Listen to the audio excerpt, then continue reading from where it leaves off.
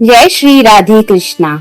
भक्तों, आज की इस वीडियो में हम जानेंगे वर्ष 2026 में गुरु पूर्णिमा, व्यास पूर्णिमा और आषाढ़ पूर्णिमा कब मनाई जाएगी। साथ ही जानेंगे पूर्णिमा तिथि का समय, पूजा का शुभ मुहूर्त, व्रत का महत्व, पूजा विधि, व्रत कथा और इस दिन किन किन बातों का विशेष ध्यान रखना चाहिए।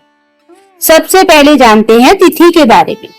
पूर्णिमा तिथि प्रारंभ होगी 28 जुलाई 2026 मंगलवार शाम 6:19 से।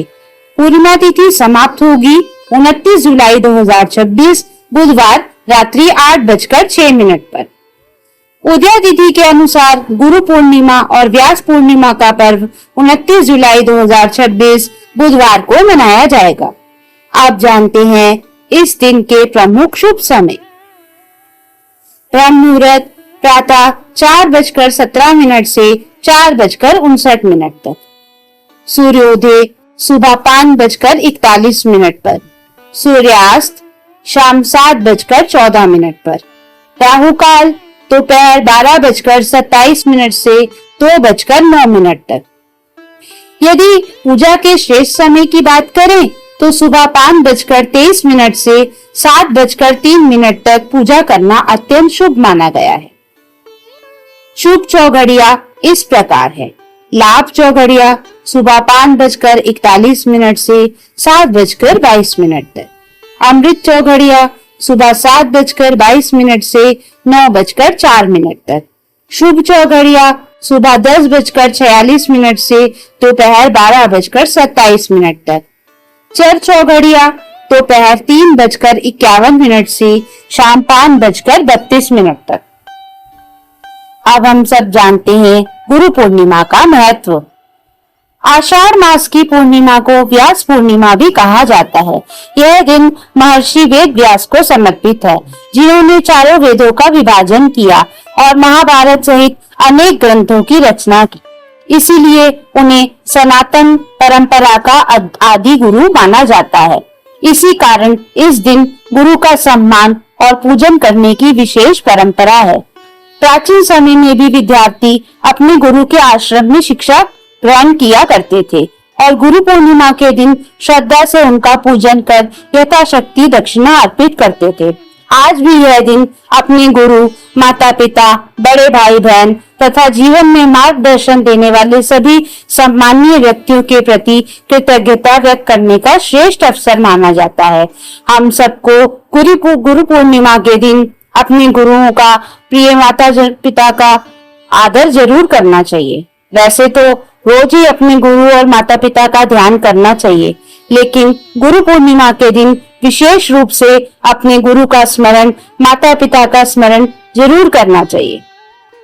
आइए अब हम सुनते हैं श्री सत्यनारायण की व्रत कथा। एक समय की बात है, नैमिषारण्य नामक पवित्र वन में अनेक ऋषि मुनि एकत्र होकर सूत जी महाराज जी से बोले, हे सूत जी, कलयुग में मनुष्य अनेक प्रकार के दुख, रोग, दरिद्रता और कष्टों से घिरा रहता है। ऐसा कौन सा सरल व्रत है जिससे मनुष्य के सभी दुख दूर हो जाए, उसे धन धान्य, सुख समृद्धि प्राप्त हो और अंत में मोक्ष की प्राप्ति हो। सूत जी कहने लगे, हे मुनियों, आपने यह बहुत उत्तम प्रश्न किया है। यही प्रश्न एक बार देवर्षि नारद जी ने स्वयं भगवान श्री हरि विष्णु से पूछा था। वही पवित्र कथा मैं आपको सुनाता हूँ। एक समय की बात है, देवर्षि नारद जी लोकांतर में भ्रमण करते हुए पृथ्वी लोक पर पहुँचे। वहाँ उन्होंने देखा कि मनुष्य अनेक प्रकार के दुखों से घिरे हुए हैं। कोई गरीबी से पीड़ित था, कोई रोगों से, कोई संतानहीन था, कोई मानसिक कष्ट से और कोई अपने कर्मों के कारण दुखी था। सभी जीव जन्म मरण के बंधन में फंसकर दुखी जीवन व्यतीत कर रहे थे। यह देखकर नारद जी अत्यंत दुखी हुए। उन्होंने विचार किया कि इन जीवों के दुखों का निवारण कैसे हो। यही सोचकर वे तुरंत वैकुंठ धाम पहुँचे, जहाँ भगवान श्री हरि विष्णु शेषनाग की शैया पर विराजमान थे। माता लक्ष्मी उनके चरणों की सेवा कर रही थी। चारों ओर दिव्य प्रकाश फैला हुआ था। देवता और ऋषिगण भगवान की स्तुति कर रहे थे। भगवान के दर्शन करके नारद जी ने हाथ जोड़कर प्रभु को प्रणाम किया और स्तुति की। नमो भगवते नित्यं सत्य देवाय धीमहि, नमस्ते पुंडरीकाक्ष, नमस्ते पुरुषोत्तमं, नमस्ते सर्वलोकानां पालनाय जगत्पते, भक्तानां दुःखहर्तारं नमामि मधुसूदनम। फिर नारद जी ने कहा, हे प्रभु, आप अत्यंत दयालु हैं, अनंत हैं, भक्त वत्सल हैं। आप ही समस्त संसार के पालन करता है। आपकी कृपा से ही संसार चलता है। पृथ्वी पर मनुष्य अनेक प्रकार के दुखों से पीड़ित है। कृपा करके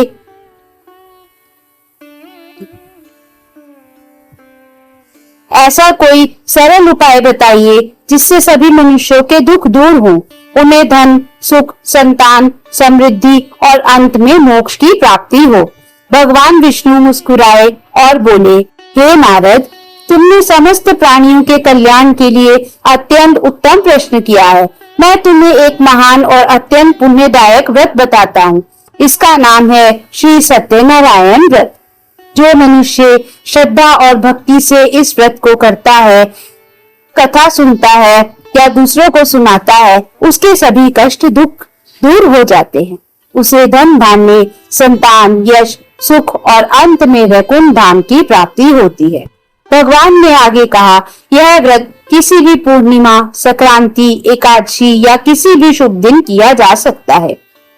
व्रत करने वाला भगवान सत्यनारायण की पूजा करे, पंचामृत से प्रभु श्री हरि का अभिषेक करे, फल, फूल, तुलसी नैवेद्य अर्पित करे तथा श्रद्धा पूर्वक कथा सुने और प्रसाद का वितरण करे।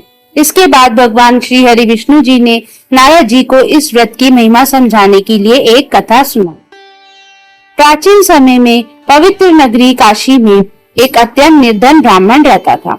वह बहुत गरीब था। उसके पास ना धन था, ना अन्न, ना कोई संपत्ति। वृद्धावस्था के कारण वह कोई कठिन कार्य भी नहीं कर सकता था। वह प्रतिदिन भिक्षा मांगकर अपना जीवन चलाता था। कई बार पूरे दिन घूमने पर भी उसे भिक्षा नहीं मिलती थी। कभी आधी रोटी मिलती, कभी कुछ भी नहीं मिलता था।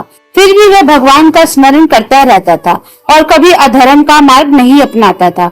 उसकी दयनीय स्थिति देखकर एक बार स्वयं भगवान सत्यनारायण को उस पर करुणा आ गई। भगवान वृद्ध ब्राह्मण का रूप धारण करके उस ब्राह्मण के सामने पहुंचे। उन्होंने ब्राह्मण से प्रेम से पूछा, हे विप्र, तुम इतने दुखी क्यों हो? प्रतिदिन चिंता में क्यों रहते हो? निर्धन ब्राह्मण ने विनम्रता से उत्तर दिया, हे महात्मा, मैं अत्यंत गरीब हूँ।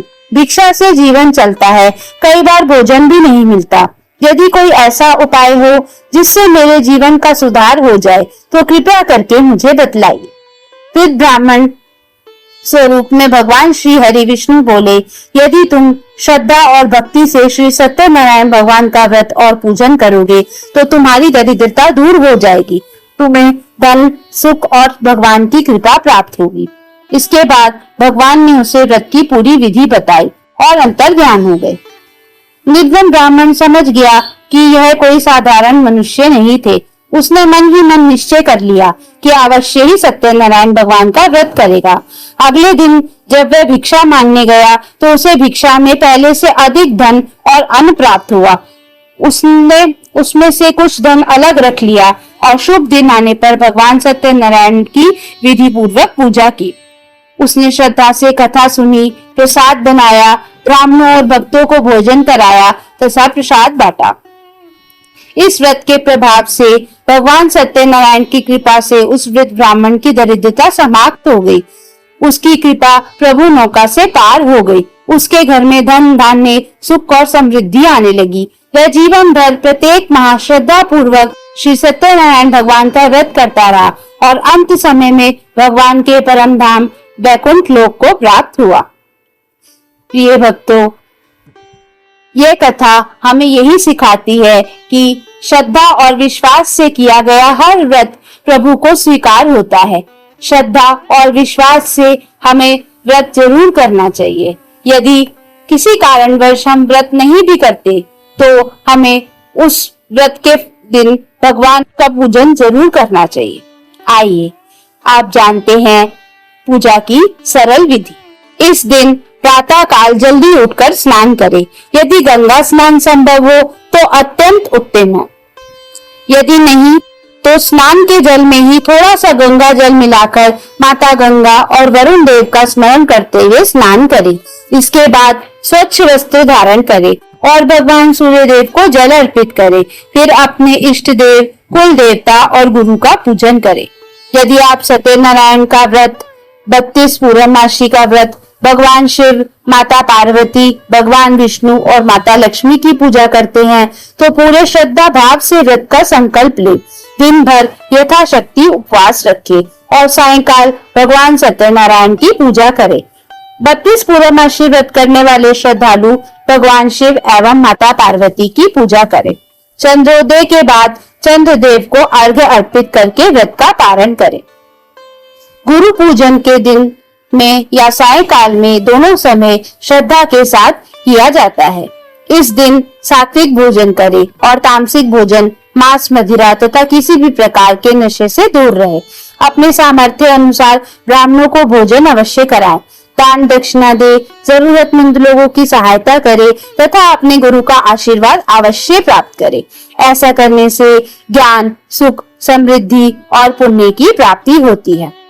तो भक्तों, ये थी आषाढ़ पूर्णिमा की संपूर्ण जानकारी। अगर आपको यह जानकारी पसंद आई हो तो वीडियो को लाइक करें, अपने दोस्तों और परिवार के साथ शेयर करें और ऐसे ही धार्मिक एवं व्रत त्योहारों की सही जानकारी पाने के लिए हमारे चैनल को सब्सक्राइब करना ना भूलें। जय श्री राधे कृष्णा।